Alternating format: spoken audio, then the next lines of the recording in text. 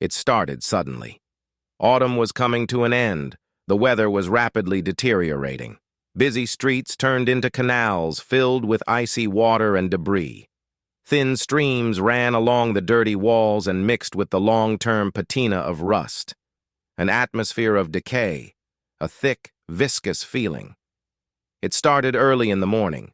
A piercing sound fell on the sleepers, awakening them from a fragile, painful sleep. Steel, glass, concrete chips, crunch of bones. This lasted about a minute. The insides, turned inside out, tried to gather back into a heap previously called a man. The eyelids refused to open in an attempt to save the already shocked mind. Bright. The harsh light hit my eyes and forced me to disappear. The first thought is the worst hangover you can imagine. I don't know how much time has passed. It seems like an hour, maybe more. My eyes stopped hurting and shedding tears. The ringing did not stop, but became monotonous. Another attempt to see was crowned with great success. The outlines of the room, blurry but recognizable. Having collected myself, I stood up and went to the window. The neighboring houses are intact, not a single new crack on the facades, not a single broken window. The rain still washed the roofs, walls, and stairs. Is there something wrong? A moment later, the window stepped aside. Small drops rushed into the room, cold, invisible. Numerous goosebumps covered his gray skin, and his hair stood on end. The wind rustled the curtains. Not a single sound. The lips duplicated the thought. Not a single sound.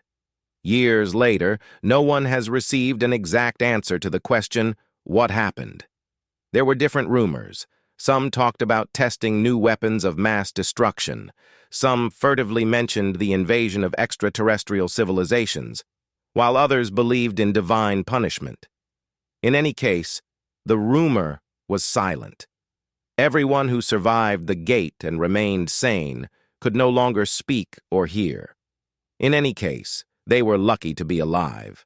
The footfall affected 2/3 of the entire country, with epicenters in the most populated residential areas. Previously busy streets, dotted with kilometers of markets, glass office buildings, and apartment buildings are empty. The sounds of continuous life, the clatter of subway wheels, the conversations of workers, the hum of air conditioners fell silent.